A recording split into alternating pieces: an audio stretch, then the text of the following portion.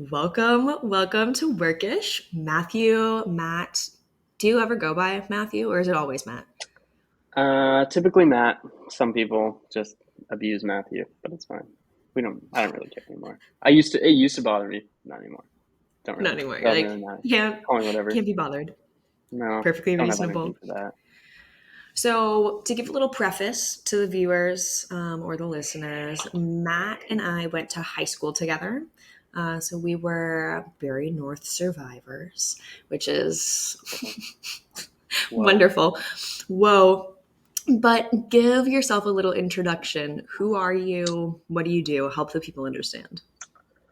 Okay, so I'm 23. I'm now living in Nova Scotia, Canada, and I guess you could say I'm a full-time content creator. It's weird. I've never actually said that before.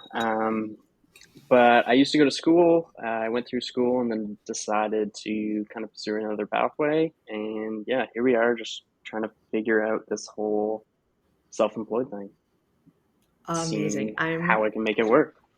I'm so excited to talk to you. We were FaceTiming the other day and I was just starting to get into the like, what are you doing now? What's going on in your life? And as I was starting to ask questions, I was like, no, we need to wait. We gotta get back, gotta get on the Yeah. podcast. So I'm genuinely so pumped to just learn about your path and kind of what happened. But let's start at the beginning.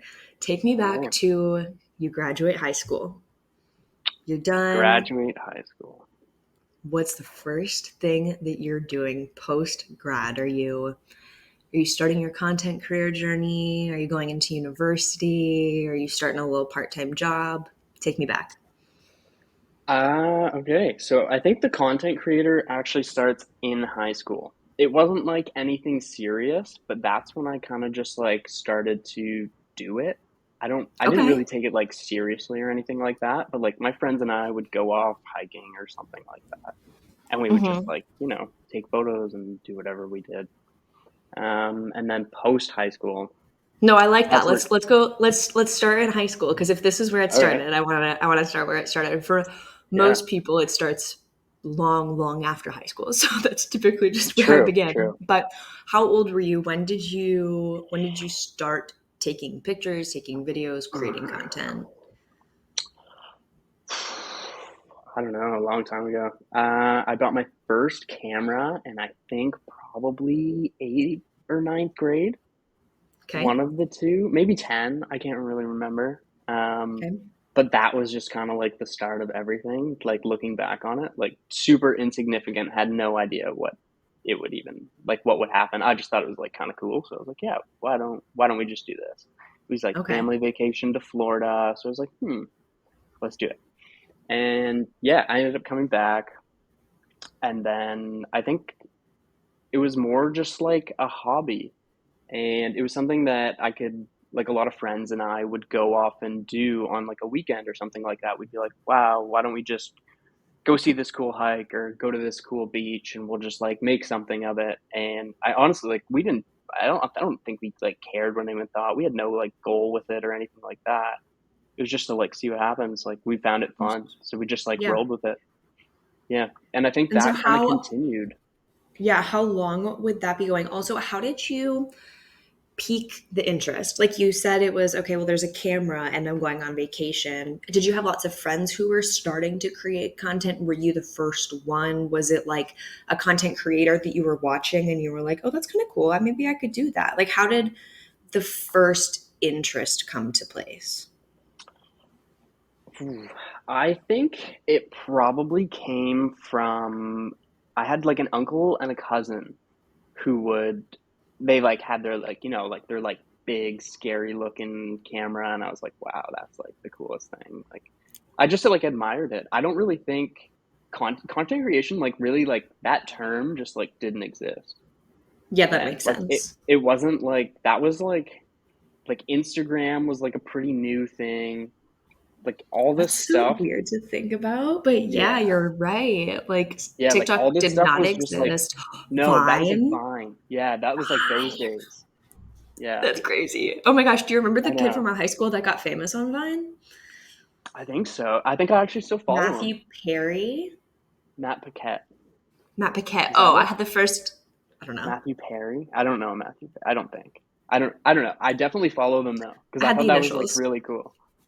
Yeah, Yeah. I've kind of like kept in touch with like a couple people like that where it's just like I'm just like really interested in what, especially people who I like didn't have a ton of like association with or like hadn't really like conversed with much.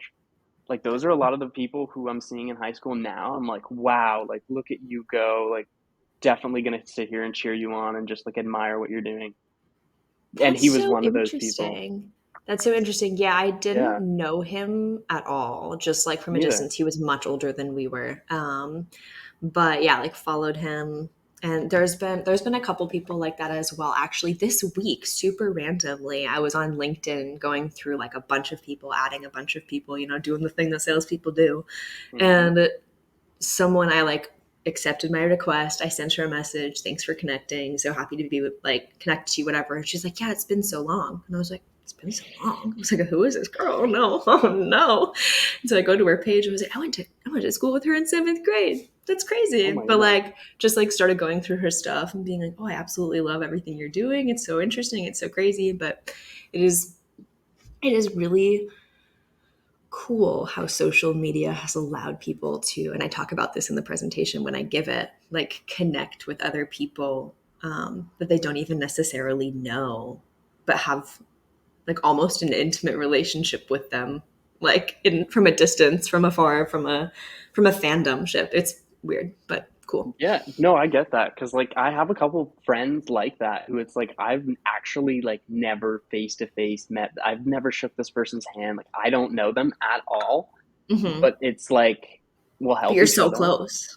Yeah, yeah. It's like I'll help him and he'll help me in different ways, and it's just like this kind of like mutual respect and understanding where you both kind of understand that you can go farther both Together. contributing. Yeah, yeah. And you Hmm. can like take a lot from each other too. Yeah, absolutely. So, well, that's cool. Okay, we'll keep rolling now before we get Yeah. sidetracked. So, Oh yeah. you're in school, you're in high school, you're creating content. This is how it all started. You Yeah. graduate high school. Are you in the mindset of I want to be a content creator? Has this peaked yet? And like, or No or has way. this? No way. Okay, so what's No going way. on? I had no idea that this was like an option. Like I didn't know it was something you could do. Like I Okay. think graduating high school, you like I see the world very different. Like in that sense, when you're in that atmosphere and in that little shoebox, it's like, okay, you graduate, you've got what, three options. You can go get a job, you can go to college and learn something, or you can go to university and study for a couple of years. It's like those are Hmm. your options, but you don't see the like 5 million other ways you can go, which is like Hmm. kind of funny how you're like so closed in. But yeah, so I ended up going the college route and I went And to a so, flight school. Yeah. for reference, because Americans don't understand this, college to Americans is everything. So, college to Canadians is community college to Americans, and university to Canadians is college to Americans. Just for reference, Okay. if anybody's Gotcha. listening, because they don't use the same terms. Yeah, so it was like But you go hands on, to like you go to college. community college. Yeah, whatever you want to call it. But it was like a flight school. So I went to get my commercial and private pilot's license. And then like a couple other small ratings in there that I don't know, they're like pretty niche, don't really matter. But yeah, the commercial pilot's license, that was the big one. Um, Yeah, it was good. It only took me 2 years, which was like really nice. Like it wasn't this huge, big commitment, and it was kind of It was a really something. condensed program, right? Yeah, yeah. So I did what, 5 straight semesters, like through the summer, and then most of it. So you have like your school, and you're like each semester, and there's 5 total, and I think they were like between 5 and 8 classes per semester. So it was like Ooh. quite a heavy. Like I remember my first semester, I had like 8 courses, like zero free time, Yeah. which was Yeah. like it was a I lot. remember I remember that we were still like fairly decent friends at this point, and we would talk a little bit, and you would tell me a little bit about what you were learning and like the flight paths and the memorization and all of the crud Yeah, that came with it, and it just blows my mind. And then of course I connected with Kyle on the last episode, and that was yeah, just really interesting to like dive into the specifics about what you guys were doing. But so you were there for 2 years. Did 2 years. COVID Yeah, hit at the yeah, end of it? yeah. Okay, so COVID probably hit me personally in the program the hardest because kind of the way it was structured is you go through and you get your private pilot's license. And then once you have that, you end up doing a lot of training and like preparation in order to get you up to the commercial level where you can Mm-hmm. like actually fly people and like work for a living. Mm-hmm.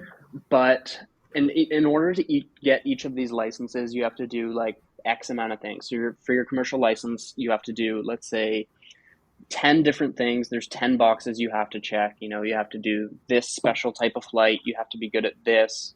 And then the final one is the flight test. And that's the big one that you like, you know, you'll spend 50 hours in a little plane just to get ready for this 2 hour flight test where you just can't make mistakes and you got to be like super Mm-hmm. dialed in. A lot of fun. But COVID Lots of hit. fun.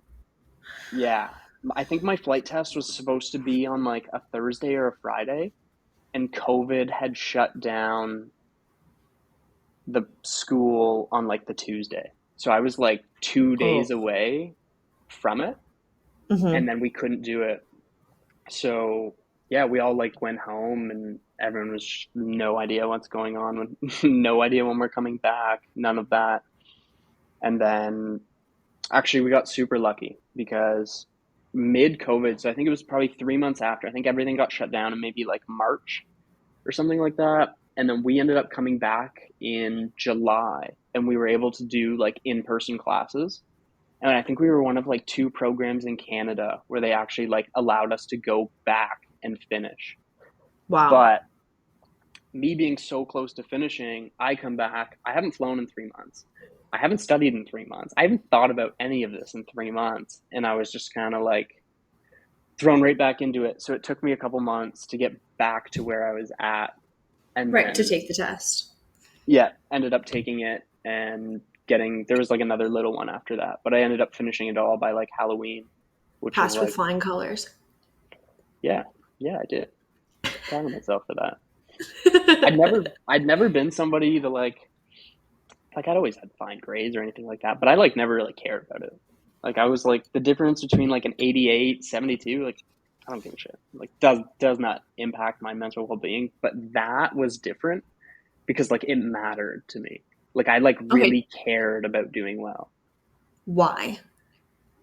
What I was the don't difference? really I think a big one was the atmosphere that was around me, and the people who I were friends with were all like really like this is their thing. They knew it was what they wanted to do for the last 10 years, and it was like that was like their mission. So being around Mm, that, you totally absorb it. fair Not enough. only that, but I also think like I up to that point, like disregarding maybe a couple sports and stuff that I had done, like I'd really never like applied myself as much as I possibly could, or like tried as hard as I possibly could. So it was like really nice to see like where that like top level of performance can be Could for take me. you. Yeah. Yeah, it's interesting to see like and get like a real good understanding of like how good or how not good you are.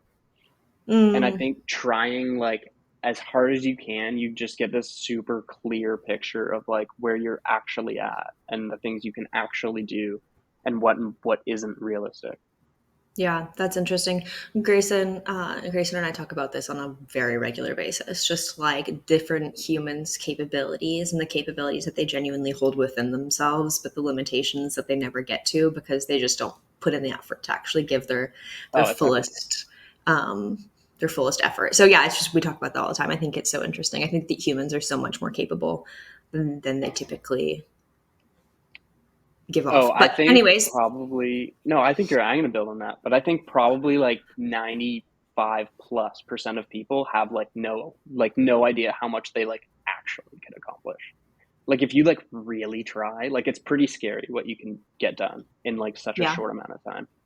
Yeah, I absolutely agree. And maybe that comes from ADHD hyperfixation or Maybe. well, I don't know, but I do the exact same thing. I get involved with something and I'm like single-minded and I'm like this is the only thing I'm doing and this is the best and then I get to a point and I'm like that's crazy. How did we get here? And then Yeah. it's yeah, unfortunately I get bored and I move on, but that's how hobbies work. So, um okay, so you're coming to the end of aviation school. You have your Yeah. pilot's license now. Happy Halloween. Trick or Happy treat, what do Halloween. you do? Yeah. Okay. So I had finished, and this is when like I don't know what they called it, the second wave or something like that, where it was Yep. coming back, and it was like a high likelihood of everything shutting down again. Yep. So at that point, I was like, okay, options are A, try and go get a job, but like the uncertainty is insane. Mm-hmm. And there's major layoffs at major companies, and some other companies are like, we need you bad. So I didn't really know what to expect in the next couple months, yet years.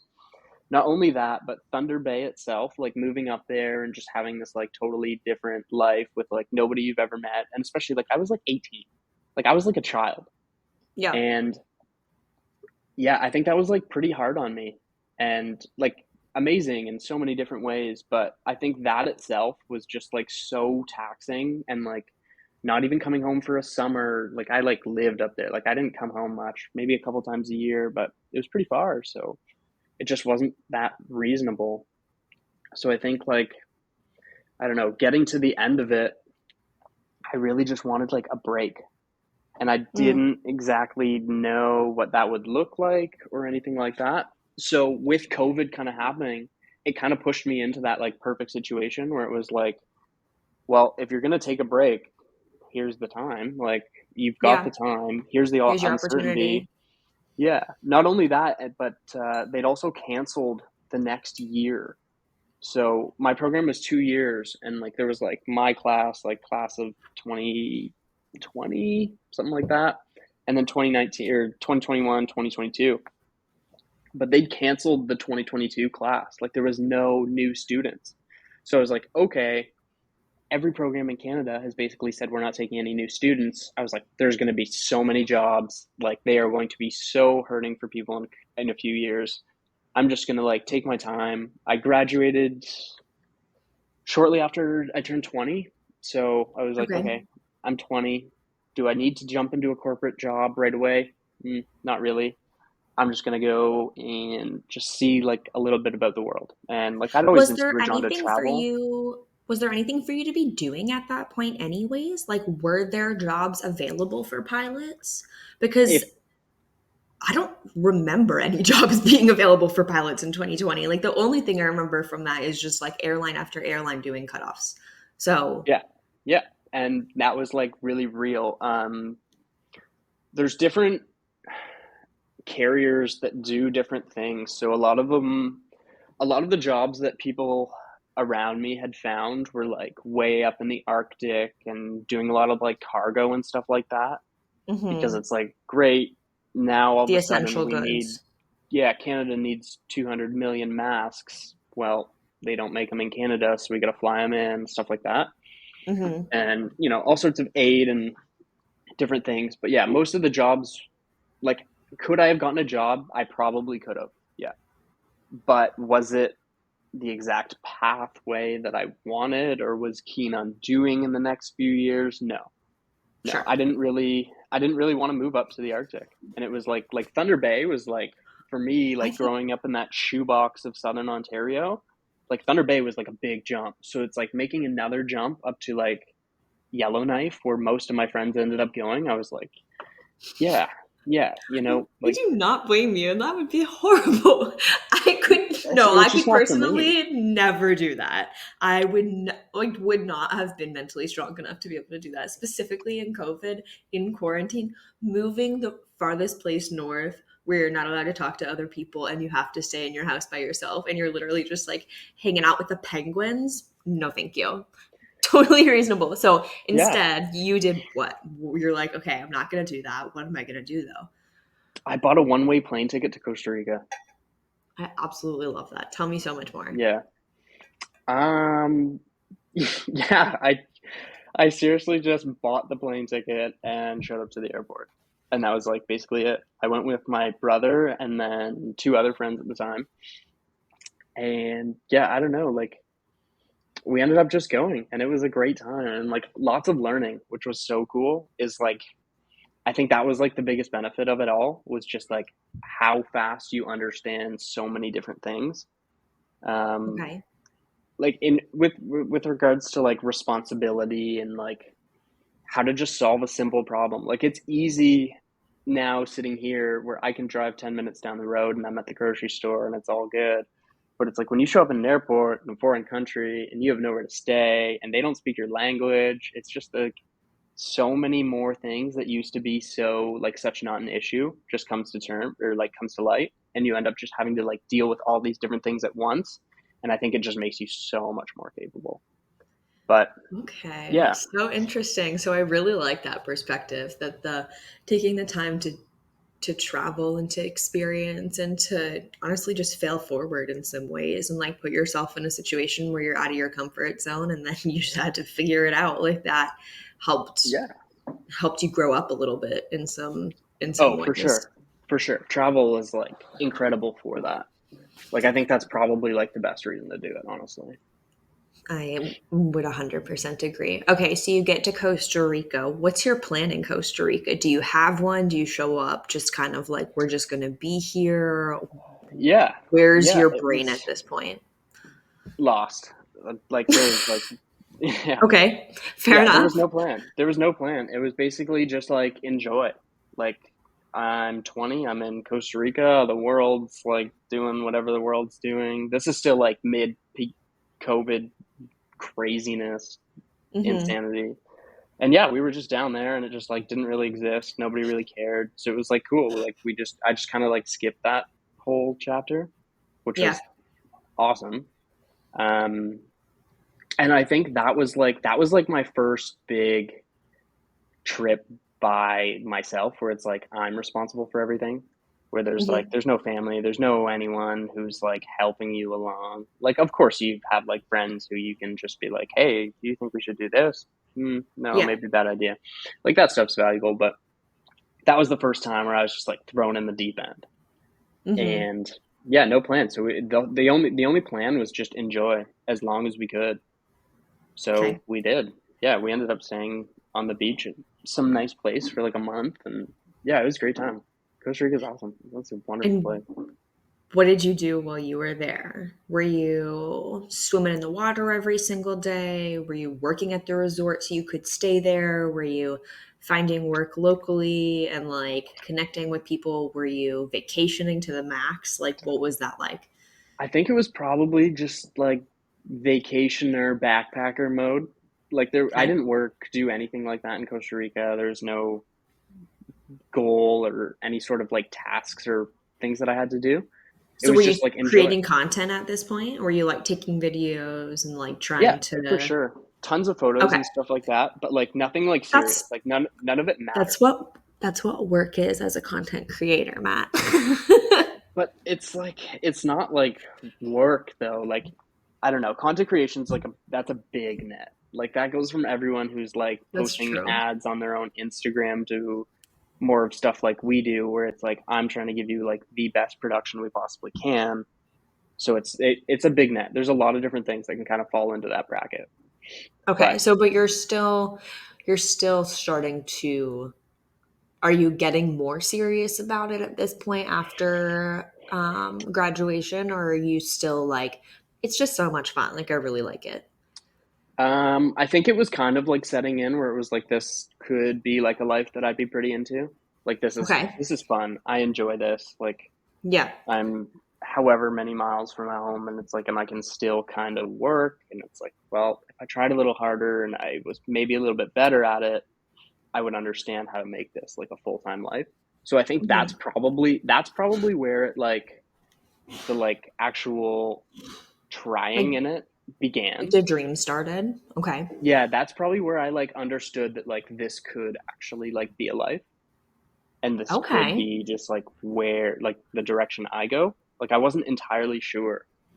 But yeah, Costa Rica, it was kind of uneventful, but it was just like a really great time. Like we just like I saw the country. Like I'd already been there before, but I got to see or like re-experience a lot of things that we I didn't really get so much time to, or were kind of brushed past or overlooked the first time, Yeah. which was really nice because you just get to craft a whole trip based off like what you want to do, and I don't really have Mhm. to like worry about other people, as bad as that sounds.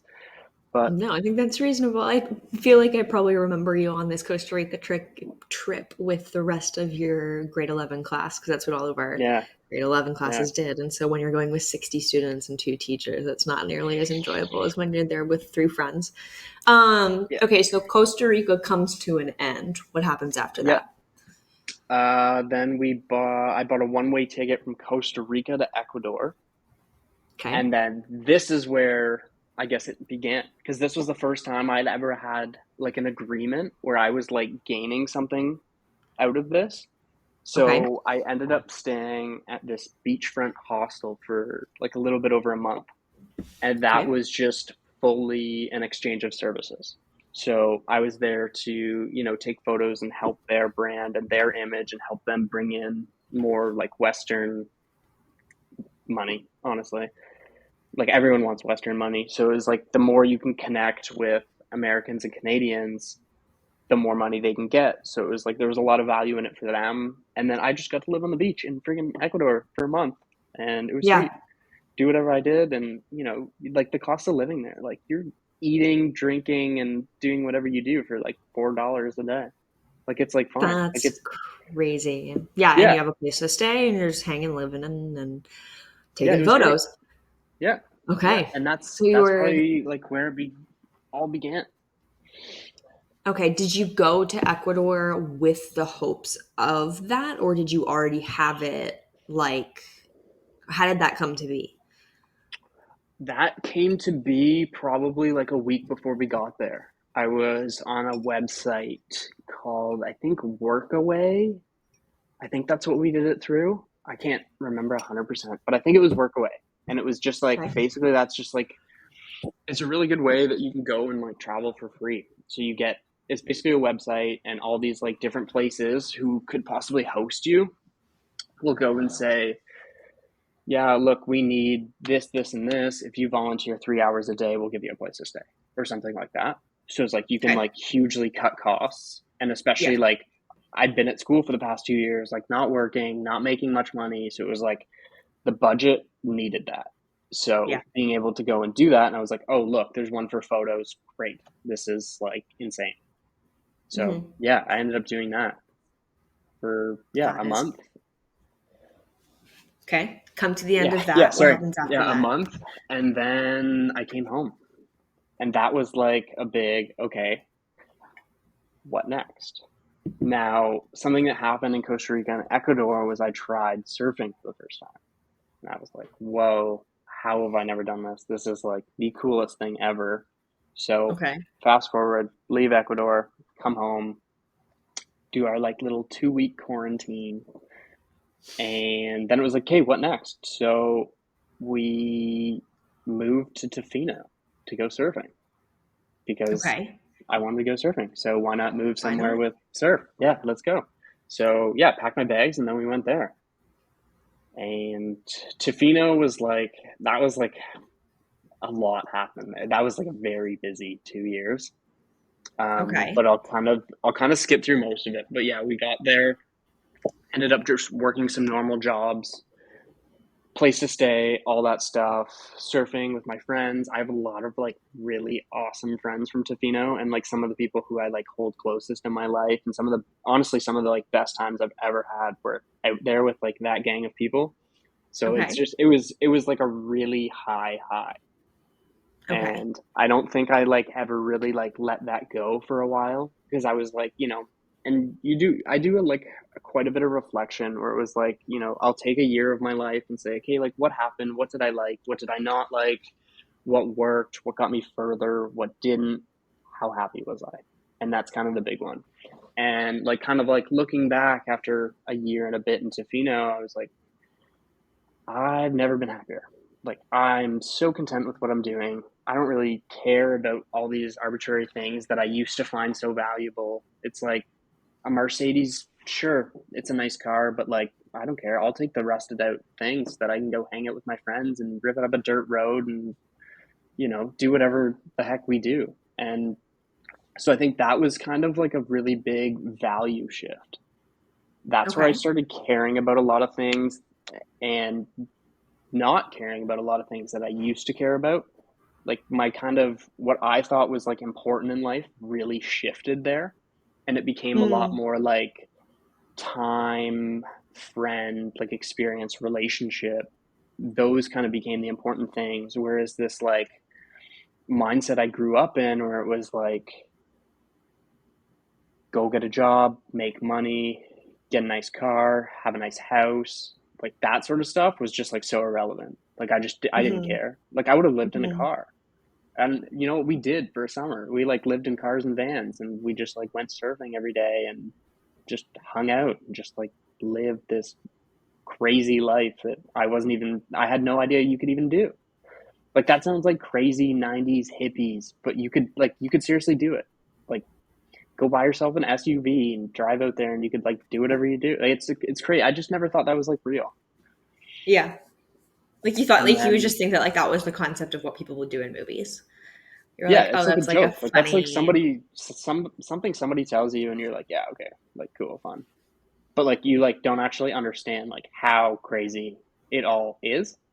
Mhm. And yeah, I think that was like the big thing that came out of Tofino was, well, in the first year and a half or year anyway, was just like this huge value shift.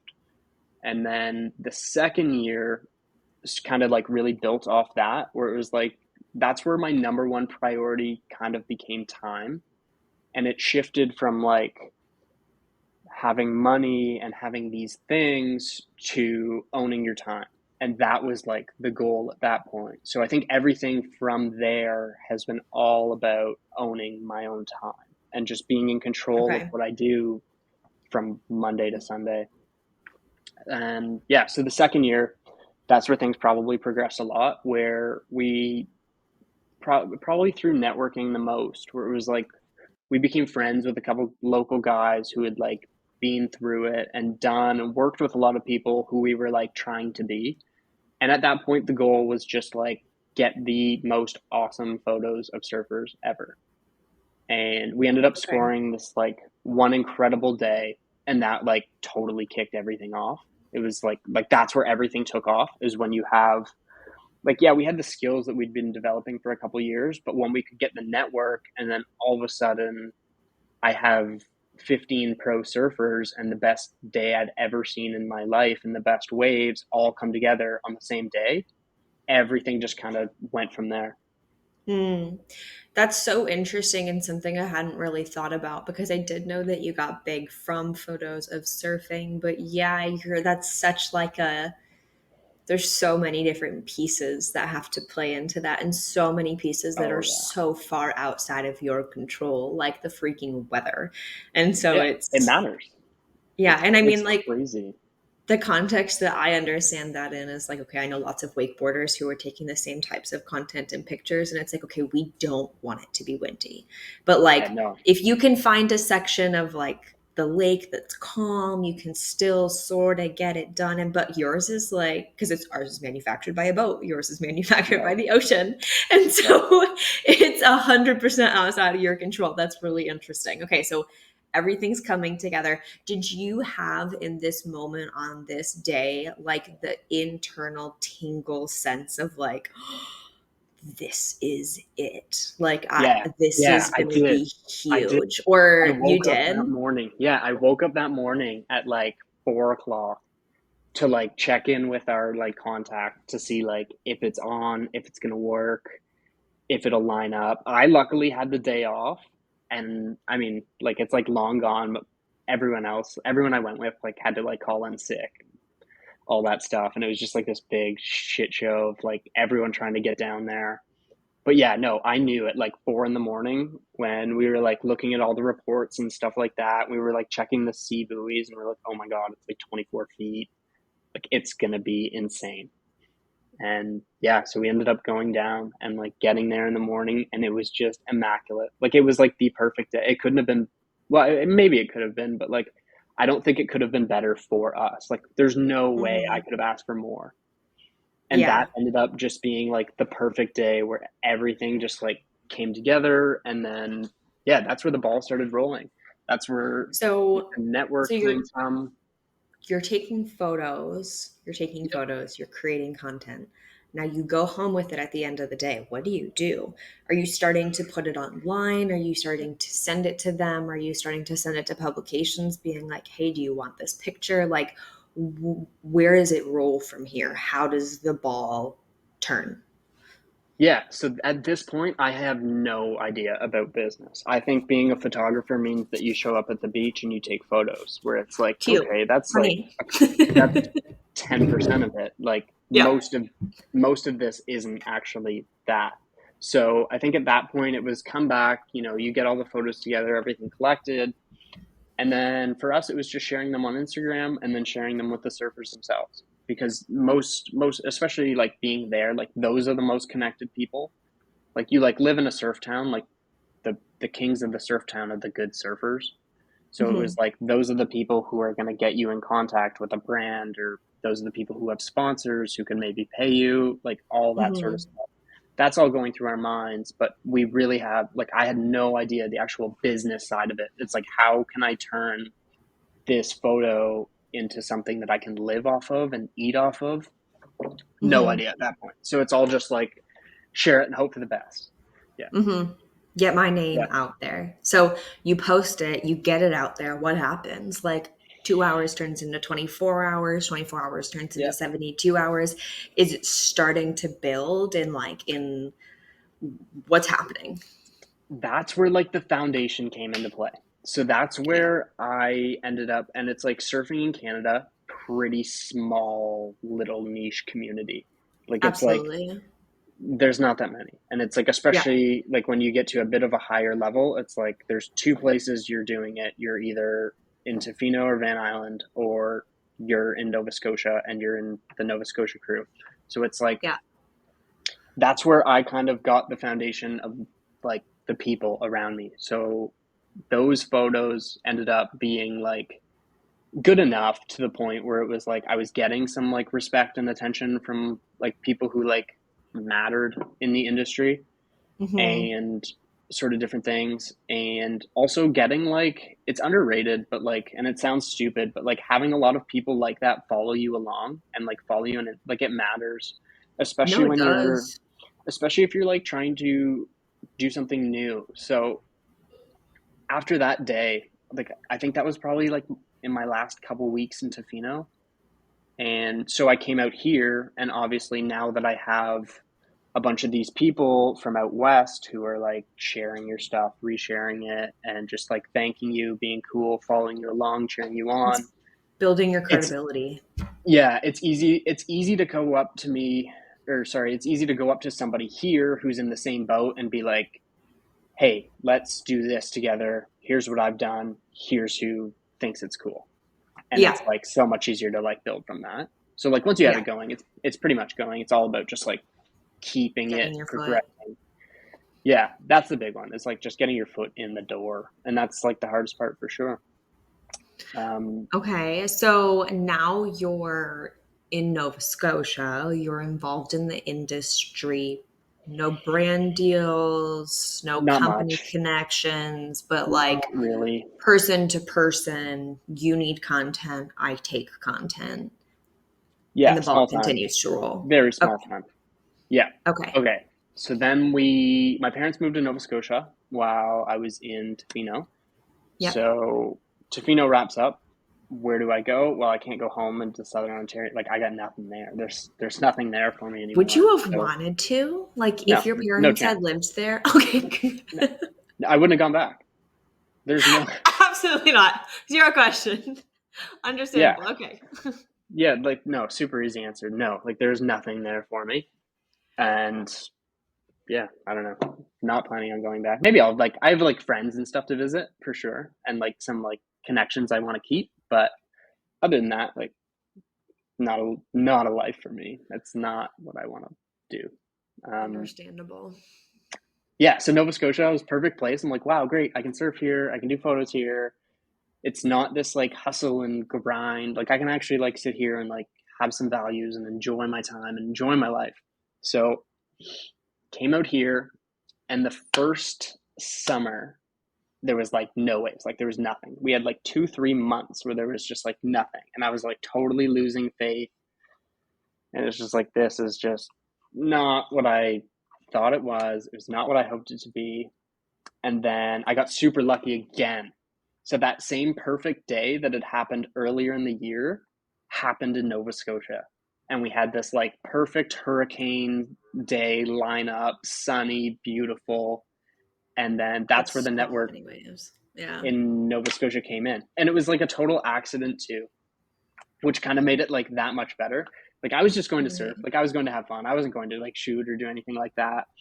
But my brother was with me. It was the day after like the swell peak, so there wasn't like super high hopes for it. We knew it'd be fun, but anyway, so I'm out surfing. My brother's just with me, so he was taking photos. And anyway, so he took a photo of me, and when I came in, we were like kind of just glancing through them. And in the back of this photo, you could actually see this like huge wave way off in the distance over some like kind of tucked around this like corner. We had no idea it existed. And we're like, oh my God, like that is crazy. Let's go check it out. So we ended up going to check it out, and that was like the spot. Like it was going insane. I'd like best waves I've seen in Nova Scotia probably to this day, maybe. It's like top three, but it was like ridiculously amazing. And that's where like the crew was out. And so that's where we had that like Tofino perfect day happen all over again. And I kind of owe it all to Braden because he was actually the one who like made all the connections. Like he was the one who went over there and ended up getting like the shot of the day, like the big one that like made everything come together here. He did all that, and he connected it with the right people. That person being a guy named Dean Petty. And like now he's my neighbor. He like owns the house that I live in. Like I rent from him, I work with him, and it's just like that's where that came together, and that's where everything here was just built around that singular day, which Okay. was like insane. Like 24 hours like changed like my entire life, which was awesome in the best way possible. That's so cool. I love that statement. 24 hours changed my entire life. So you get do you have the same feeling in that day that you did the first day? Like you woke up with that feeling the first day. You weren't expecting anything No, we the had no second day. idea until it happened. And I remember just like But the car ride home was just like what did we just do? Like what did we just witness? Like it was crazy.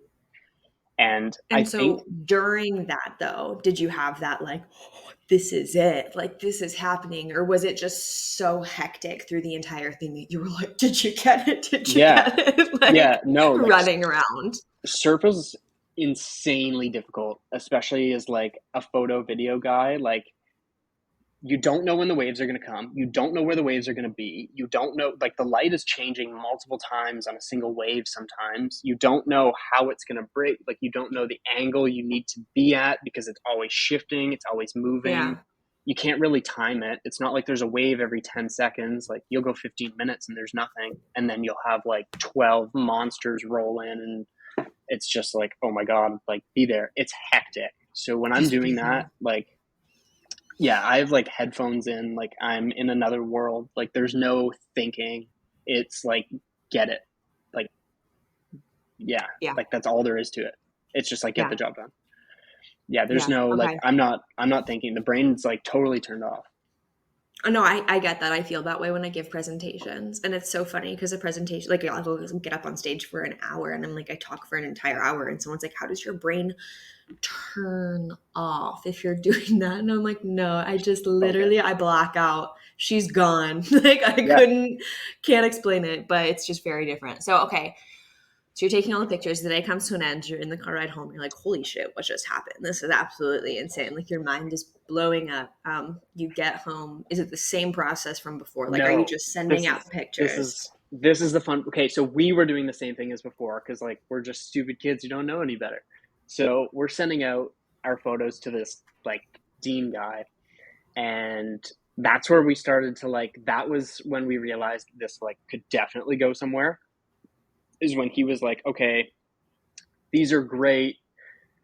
Three of my sponsors want them. Can you send them to this person? Can you send them to this person? Can you send them to this person? And I actually applaud him a lot because he kind of took the lead and like kind of I'm sure he like knew that we were like capable but didn't know it all. So that's where he Hmm. kind of took the lead. He's like, okay, these need to be done by the end of the day. He's like, you're going to send them here, here, and here. And then you're going to let me know and we're going to talk and pick the ones we want. And he's like, and this is what we're going to do. And this is how we're going to move forward. So instantly I was like, oh my God, great. I have somebody who like knows all the things I don't know. This is crazy. Let's roll with it. And so we Hmm. did. And yeah, and it just came in. I think Bray got a couple photos on Vans and stuff like that. And then we started sending stuff to some like big publications and bigger companies. And it like we didn't really have anything like too crazy happen from that particular day, but that was like the day where you could you connected with these big brands and they like knew who you were and knew what you were doing and knew what they might be able to expect from you. Hmm. That is really interesting. Can you share some of those brands? Like you said, Vans. Is there any other that you would like uh name drop, or are they all like kind of more private? Vans, Surfline, a couple months later was like Canada Goose. There was a couple really cool ones. Dang, A good for couple you. a couple magazines were pretty interested because everyone loves to see this like Canada stuff. Because it's Yeah. like no, like everyone sees 100 photos or a million stuff of like people in the tropics surfing, and it's like yeah, but nobody sees it in the snow, like hardcore. Like it's crazy. Hmm. It's crazy. It's Yeah, a different I world, and it's a new thing. yeah, what you take with like ice and like snow and like the elements around you, it does just add this whole other level of, oh my gosh, I can't believe that they're doing that. That's insane. Yeah, So, yeah. when was this day? Was this It's 2022, 23? 2023. So 2023? last year. No, 2024. No, 2022. 2022. Sorry. I was 2024 going is around like there. 2 minutes I was ago. going around. Okay, 2022. 2022. Okay. Yep. So it's Like years of late this summer. day. This was like hurricane season, so it was probably like September, early September, something around there. Okay. Okay. That Yep. makes sense. So how have things changed for you since?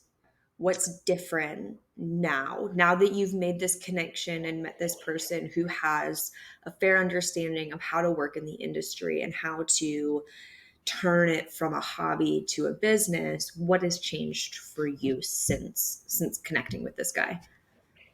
I think just honestly, most of it was probably mindset. Like that was where I was like, oh yeah, this is what I'm doing. Like this is like way cooler than anything I've ever done. I love doing this so much. Like this is how I want to spend my time. And Okay, so so I think this I is where it basically knew pivoted from there. 100 from like a this is a hobby to this is a career. Yeah, but it was also like it wasn't. It's not like that. Like it's not like you have this like career that you can just go apply and sign up for. Like that's where it's like it's just something you do. Like it's just something you spend your time doing. And if you can monetize it, then I guess you can call it a career. But that's where I knew I was like this is like definitely how I want to be like spending my time. So at that point the focus became okay, so how do we monetize everything that we're doing right now so I don't have to go get this 9 to 5 and put in 50 hours a week doing drywall or whatever it is Mhm. that I wanted to do. Yeah. So I think then Okay, that was where it was like for certain I was like, yeah, this is like definitely the this is path I'm it. going with. Let's at least try. Like let's see what happens. Like I So don't really have anything to lose. what does trying look like? What's the difference on the other side of it? That's a good one. I think for the most part, probably just reaching out and just seeing what you can get and seeing how far you can go with the different things. So, like, take Dean, for example. It's like, yeah, great surfer, but like, what the heck else does he do? Right. Hmm. So, at that point, it was kind of like, okay, so I can take what I've got now, but how do I like bring in more money from it? Well, it's like, there's not a ton of money in surfing, or well, there is, but people are extremely cheap with it. So it was like, okay, so maybe I should shift into more of a different avenue where there's maybe more a bit of a market with like money up for grabs. So that's when I started doing like actual like a bit more into brand stuff, like Okay. coffee shops, cafes, just little thing, clothing sometimes, like a couple different things, and that's where kind of those sort of things became to like actually bring in money, where I was like, oh, Hmm. like I can for sure make a life out of this, but I don't really know exactly how to do it yet.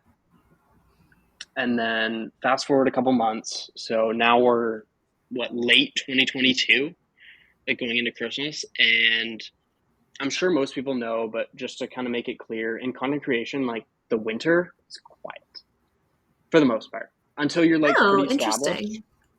Well, at least in my experience, like I'm not super far in, so there's probably people who will dispute that and they have their own reasons for it. But in Nova Yeah. Scotia and Canada, like February, early January after Christmas, nobody's spending money. Nobody wants whatever you're trying to sell them. So Hmm. at that point, I'm like, what do I do? So, common theme when I don't know what to do, we bought a one-way plane ticket to New Zealand. Common theme. I bought a plane ticket. Okay. Yeah, it works. And yeah, so I was in New Zealand again with my brother and a buddy. We all kind of went different ways though, which was like pretty cool. Like we came together, we spent the first bit together, and then we all just kind of like did our own thing. And yeah, that's when I ended up getting just like some temporary work to just pay for the trip and like pay things off and stuff like that. And I ended up doing commercial painting. And this was like very pivotal. Like this matters, I know. But yeah, so I was doing like 60-hour weeks. Like I was making a ton of money for like some inexperienced kid in another country. And I just had like so much time. You're spending 12 hours a day just painting a wall. So you have a lot of thoughts, and basically like at that point I'm like talking with Dean, I'm talking with other friends, and I'm basically just like trying to figure out how to like put all the pieces that I've learned in all these different places together to have this Hmm. life. And after a Sure. couple You're learning months the of sales that, process, hypothetically, because you're learning how to yeah, sell it to other people in for so many sure. It ways. was it was all sales, and that's most of it anyway. But yeah, after a couple months with that, I think I'd put enough together to where like I knew how I could at least get started or get my next couple steps. So a couple months in New Zealand, I ended up finishing it off with a big trip to French Polynesia, which was like best thing I ever did. Didn't know it at the time, but that was just supposed to be like a fun me trip. Like that was all it was ever supposed to be. And then yeah, so I came back to Nova Scotia to basically start this business life, and I kind of have a couple different avenues with it now. So it was like the primary one was like, okay, we need reliable income. It doesn't have to be high, but it has to be something that I know I can pay rent with, or it's Yeah, and like consistent. I know, yeah, I know it's got to be there. So the goal with that was real estate. It's like there's always houses for sale. They always need people to show it off. Sweet, let's do that. And so I ended up starting that last summer, and that's been like slowly kind of picking up. There's a dead spot in probably December, January, but I think we're on the flip side of that now. So we have more growing with it as we speak. And then, Sorry, so for clarification purposes, yeah, you're a real estate agent, so you have your license and you're selling? no, no, I'm just doing photos for it. Yeah, like the media, content Oh, that makes creation. so much more sense. I was like, Yeah, I was like, no, wait, I don't know this is a whole other field that we really need to dive into. Sorry, that makes so much more Yeah, sense. Duh. Okay, so you're taking photos and content for real estate, which is always consistent. That makes much more sense. consistent. I mean, like there's Yeah. good days and bad days with it as anything, but definitely more consistent. And it's like a volume based thing where it's like you're charging your rate, you're doing it on your time, and you just get to like work with these people themselves. So you're learning how to Hmm. sell, you're learning how to negotiate with like Communicate. Yeah. objections, and you're learning how to go from a kid with a camera to a kid with a couple $100s in his bank account. So that's like, that was the big Okay. one. It was figuring those things out. And it's little time too. Like I was dealing with like other people who it's like, yeah, they're real estate agents, but like some of them is like, they're not, like they haven't studied sales for 5 years. They're just like, they just know how to sell a house. So it was like Yeah. learning and seeing what they do and how they can apply some sort of things that they use to sell homes to also able for me to sell to them. So you're kind of just like walking this line of like, I'm trying to sell to a salesperson and they know I'm trying to sell to them. So like, how do I navigate this so it works for everyone? And yeah, so that was kind of I the have big so many learning curve thoughts with for the you. We real should estate. talk more offline about that. That's so fun. But Oh okay, yeah, please. so I need all the info I can get. But so yeah, it's real estate. pivoting it. I, I That's the like that consistent statement a one. lot. I like that statement a lot. This is where I went from a kid with a camera to a kid with a couple $100s in his account. It's like the Yeah, transition of like just it's peaking. Okay, so this started. This is your that consistent was like, stream. yeah, that was like the snowball starting to roll down the hill. Okay. Um, yeah, and then so yeah, come back to Canada, and basically my plan was just to like make this full time. Didn't exactly know how it was going to work, but yeah. So the real estate, I was like, great, that's something consistent, something I can rely on. Perfect. Now it's like, okay, now we need big budget stuff. Like now I need like a shot in the dark. Like I need an end goal where it's like big, like this is an accomplishment. So the one with that was brand stuff, because with brands, depending on who you're working with and the clients and the project itself, you can really like grow with that. Like there's lots of money to be made, there's lots of opportunity, and there's lots to learn. So at the same time, now I'm also starting to think about brand stuff. And Mhm. that's kind of where my focus has been for the past couple months now. Like now we're in like present day. Now, thankfully, this surfer neighbor dude, Dean, he owns a coffee shop. And so I started helping with that and doing content for that. And then it grew from there to the point where now I'm like working there twice a week. Yeah, I'm ridiculously overqualified to work at a coffee roastery. However, the value in that isn't actually the whatever dollars an hour I make. The value is that I have somebody who's open and trustworthy who can teach me how to put together this brick and mortar business. So content creation, it's hard because you don't actually see all the aspects of the business until you run into them head first. So being able to take an actual business that has a physical product and physical systems, and then being able to relate that into your business where these things aren't actually like, they don't really exist. Like this product, like he sells coffee, he sells a bag of coffee. I can give you a bag of coffee and you walk away and you feel great because you have your bag of coffee. But Mhm. in my world, like it doesn't exist. Like I'm sending you like a link or a drop or a video or something like that. So being able to take all these things from like how to bag the coffee, what's important with it, like how are How to we going to package get, it, how how to to package it, how to ship it. And now like it's more than that now, where it's like, okay, so how do we get new wholesale accounts? How do we get other companies, like what matters for other companies to contribute to our business? Well, it's like they want the packaging to be good. They need things to look good and be on time and be shipped right and stuff like that and be like efficient and work with them. So at that point, now I'm basically in the thick of it where it's like I'm learning how to work like business to business and like Mhm. collaborate, and also learning how to do the B2B different sales is a things. bitch. Yeah. Um Well, it, it it's it's got its ups and downs, but for yeah. So sure. it's the rest of it, like how to invoice, how to have That's staff. that's really interesting, and I really like that you have just the forward thinking of, okay, am I overqualified to be working in this coffee shop? Yes, absolutely. But also, I know that the owner of this is invested in me and is invested in my time. And if I can pay him in some way by being the manager on site who's trustworthy and he can leave, then we can have like a Exactly. reciprocal relationship. And no, that makes so much sense to me. You're basically just being kind to your future self. You're setting yourself up for success, which is That's important to exactly it. do. Do you eventually want to end up in a place where you have a brick and mortar like building and have employees and run payroll, and like is this your dream? Where do you want it to go? I don't see that in photography very often. No, so this is where it gets funny. And there's really only two options. Like this is honestly like you're now like entering my current mind space where I'm like, okay, like what do I actually like see as a future? And the only way to really do that with employees in photography is more of like production, where you need five or six people to contribute something. Like you need a guy for lighting, you need a guy for sound, you need a guy behind the camera, you need a guy dealing with people, and you need a guy who's just organizing the whole thing. So it's like these can turn into like five-person jobs, but also at the same time can be extremely difficult and lucrative to get into.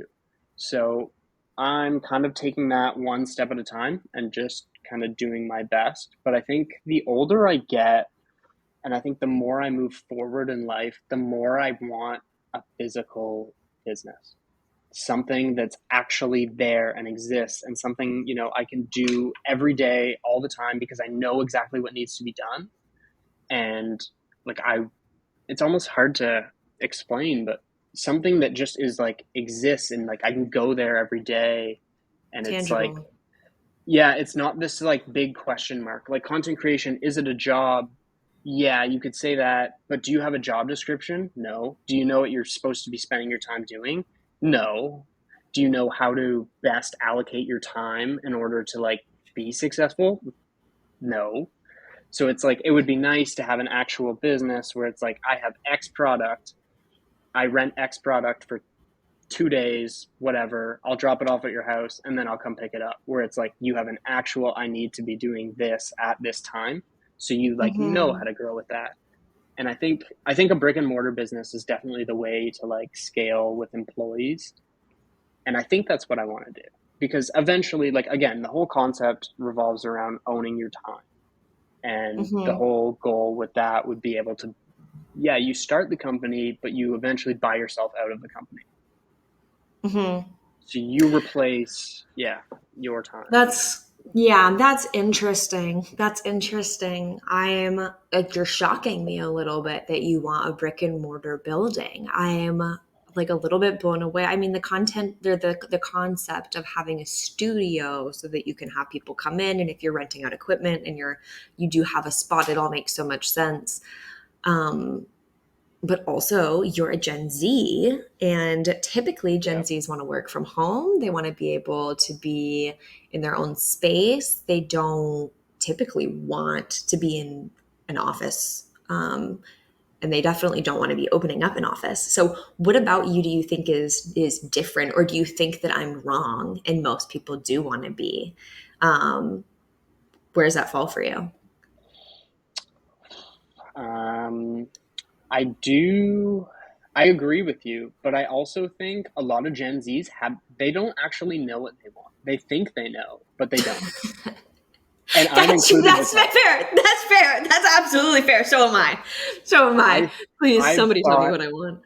yeah, seriously, like you really don't know. And I think that's where like the whole, like Gen Z is a tough topic because we're still young. Like We're I'm still under learning. like we're all under 30. Like you don't know like we don't know shit. Like Yeah. there's a big world. There's a lot of things out there. So I think at this point, I think Gen Z like themselves, like you should be doing, obviously who am I to tell you what you should be doing, but in my opinion, you should be just experience things, try things, see what the heck you actually like, see what works for you, see where your values should be. Like for example, that Hmm. trip that I mentioned where I ended up going to French Polynesia for a couple weeks, that was like crazy eye opening because these people were like I'm not staying on some 5-star resort. Like I'm like living with like local families that I can barely speak to because my French is awful. And yeah, so I'm like seeing all these families, and it's like, okay, well, you think back after a trip like that, and it's like, who are the 10 happiest people you know? It's like, well, all 10 of them were here and they had nothing. So I was like, where should my values be in life to be successful? And how do you define success? And I would probably go with Mm. like the happiness one, where it's like, that's probably the easiest way. The happiest people are probably, you could argue, the most successful in life. So what makes them happy? Like, what do they care about? What matters the most? And I think that's where that That's trip was crazy. That's so interesting because one of my next questions for you was when did you start to feel successful with content creation? Because it is this like up in the air, consistently rotating wheel that like never really stops and you're not quite sure when you've made it or when you're Yeah.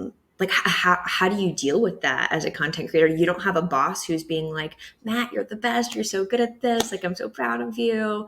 You don't have someone who's telling you like, Matt, you suck, you need to pull your stuff together. Like you don't have that person, and you don't have that consistency. So like how did you know when you made it? Was there a made it, or was that an irrelevant? Like, how did that all play out for you? I'm so curious.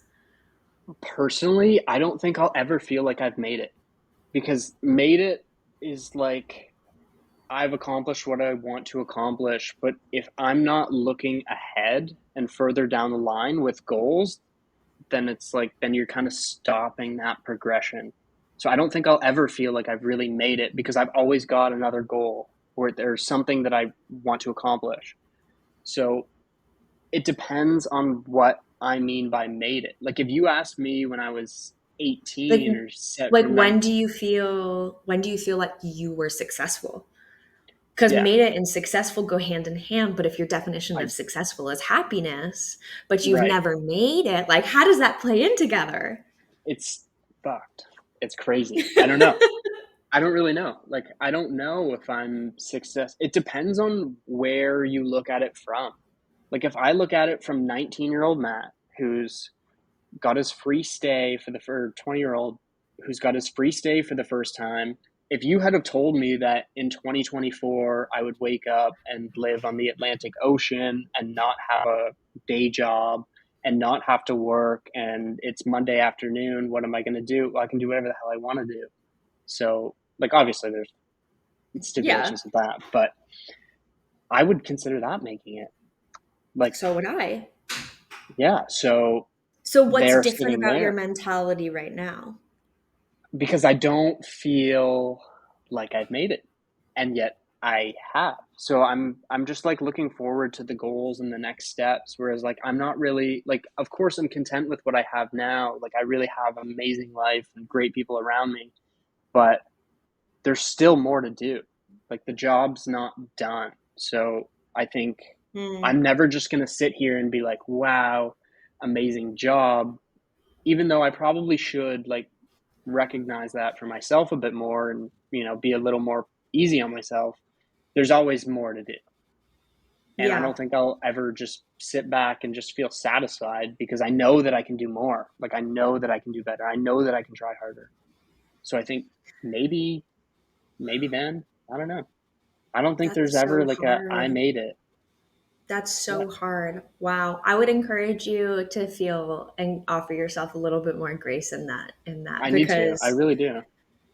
that is so hard. And I get that. Like personally, I'll go through something and I'm like, oh, like I'm not there yet. Like I'm not there. I'm like, oh, I just spoke at Staffing World, like the biggest conference in the US. I'm like, that's so Good for crazy. you. Like, what That's the heck? But amazing. then I like think back to it and I'm like, but whatever. Like it was a thing. Like I applied, they accepted me, I went, I did it, like whatever. Like it's just done. And so it Mhm. doesn't feel like I've made it. But even if I went back and told, just like what you're saying, Hannah from like however many years ago that she would do that, she'd be like, oh, girl, you made it. And now I'm like, but that's just a thing. Like it's not Yeah, that big of a deal. And so it is really hard. But in the last like 4 or 5 months specifically, I've gotten to a place where I've been like, okay, Hannah, you need to step back and say, okay, you did that, you did this, you did this, you did this, and like actually give yourself the appreciation for your past self. Like as important it is to be um kind to your future self and like pushing yourself forward, it's also important to be like, damn, that was impressive and that's kind of cool Yeah, and I'm pretty proud of yeah, myself. So that is really hard though, specifically in content creation when you don't have that team around you being like, Matt, so great, or like, here's, we've done this, or you don't have like a group of employees where you're handing out awards every single month and you're right. like, you're this person, you're this person, you're this person, and you don't have that community. Do you feel like you get that community with the people, like the other photographers and content creators around you? Like, there that sense of camaraderie amongst one Yeah. another, or is it a little more, I'm fighting for what you're getting and you're fighting for what I'm getting and we're all just kind of bashing heads? See, I used to think like that. I used to think another good photographer meant competition, but not anymore. Like Okay. what you can accomplish together is just like that's it. That's what you want. You want to be like partnered with these people because two is like you can do so much more and so much bigger and you can grow so much faster and go so much further. So yeah, I used to see it as competition, but like Nova Scotia in particular, like the people and the photographers and the filmmakers around me are like incredibly supportive. So like I Okay. feel like I've grown a ton more because of that. Okay. And I Talk think, about supportive. What was it like with your parents and your family and the people around you who were watching you grow up, watching you go to school to be a pilot, get your aviation license, and like, whoa, we're so excited for you. And then you're like, me, skirt, skirt, might go this way. Were they super supportive through the whole process? Has there been a lot of backlash and judgment from the community? How has that felt? Like people who don't get it, what has that been like? oh, for sure, like at some level, there's definitely judgment, but like again, like whatever, you can judge me all you want. Like it doesn't really impact anything that's actually happening. Mm-hmm. My parents, though, that's a good one, and I'm actually glad you like gave me like a mini heads up on this one because I got to have like a really awesome conversation with my parents like last night, and I can't believe I Really? just like I'd never done it, but I can't believe how much insight I had just never bothered to get. Tell So me yeah, about that. What do you mean? yeah, okay, so finishing aviation, they were like incredibly proud and incredibly supportive. And they were like, wow, dude, you did it. Awesome. And then leaving that, they were a little disappointed. And it wasn't, and this was like the hard one, whereas they weren't disappointed in me. They were disappointed that I had this incredible opportunity that I was just like, maybe later, you know? So I think that was maybe difficult for them, but at the same time, like they also ridiculously supportive. And like kind of the reasoning behind that would have been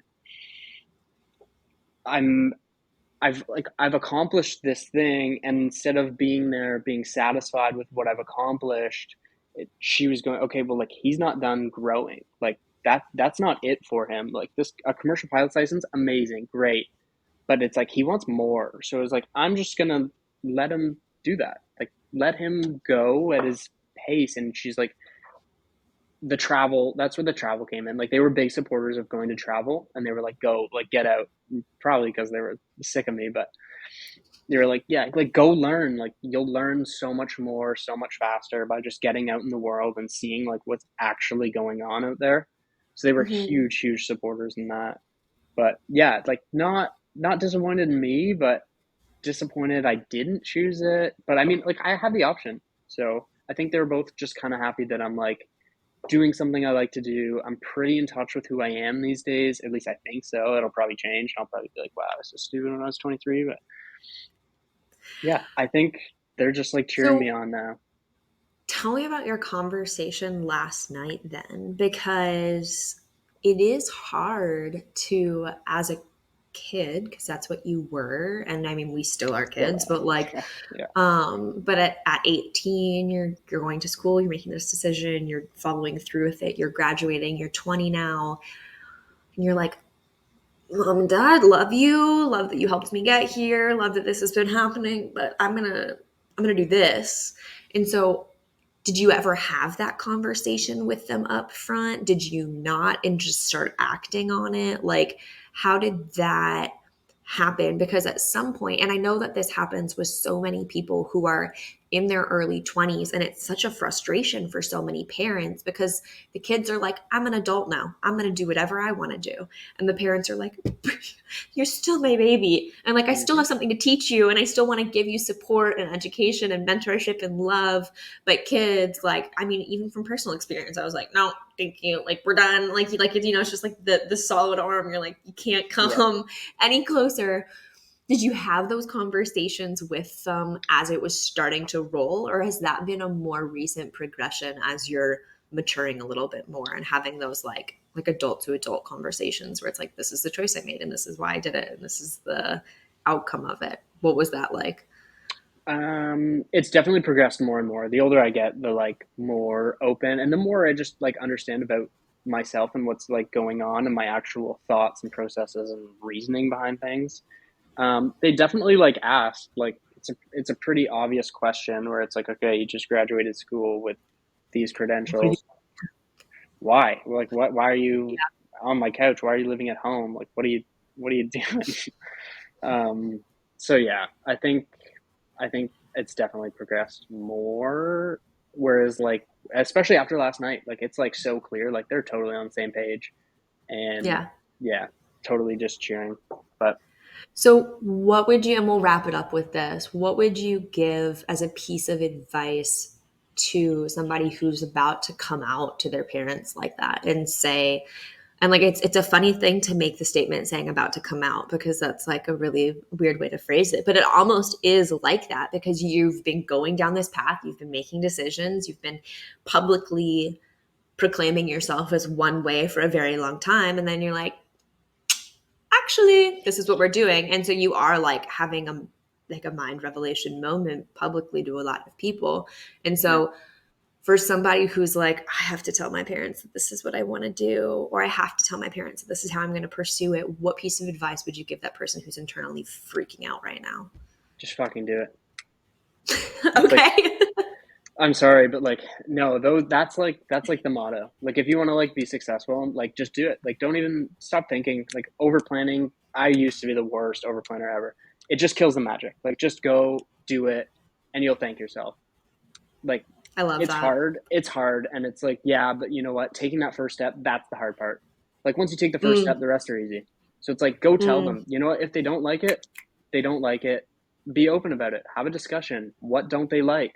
What could they see you taking or doing as more valuable than what you think? Like, get insight, ask the people around you, have the conversations, and just be like communicative where other people can give you advice and take it. Like, don't just sit there and think you know it all because you don't. And it's like, and even when you do know it all, you still don't. So it's like, yeah, be open and just go for it. Seriously, just like take action. If you I like, if love it's a hard that. conversation, have the conversation. And tomorrow you won't have to have another one. So just do it. Yeah. Just do it. Yeah, I really like that. And if Nike could sponsor us, that'd be wonderful. One day. One No, day. that's perfect. I used this statement a lot last year when I was trying to write my book. I was like, perfection paralyzes the process of progress. Like if you are expecting Whoa, it to hold be on. One more time. perfect, Say that one more time. perfection Yeah. perfection Paralysis. paralyzes the Yeah. process of progress. So if you Whoa. want it to be perfect always, if you're expecting it to get to the end of perfection, you're paralyzing the process of moving forward. It's like you're I actually love that. getting in your own way. Yeah, I'm because nothing's guilty as perfect. hell for that. That was me for I, the past six me months. It too. was like, let's film this video. Let's film this video. I was like, okay, I will know what every single second will look, sound, and feel like. And now it's just like, okay, let's just go. Like Yeah, tomorrow, we'll see a date. yeah, We'll figure it out. yeah. Like just go. Just do it. Yeah, I that's love like, that. Hannah, that's like the best quote I've heard in so long. I relate so much. Good job. Nice. Well, write it down, keep it. I did. I And did.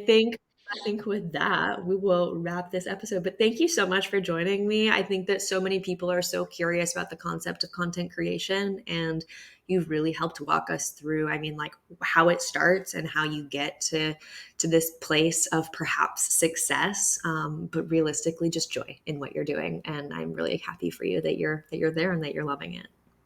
Well, So thank you so much. Yeah, it was great to be fun. on. Yeah, All right. super stoked about this.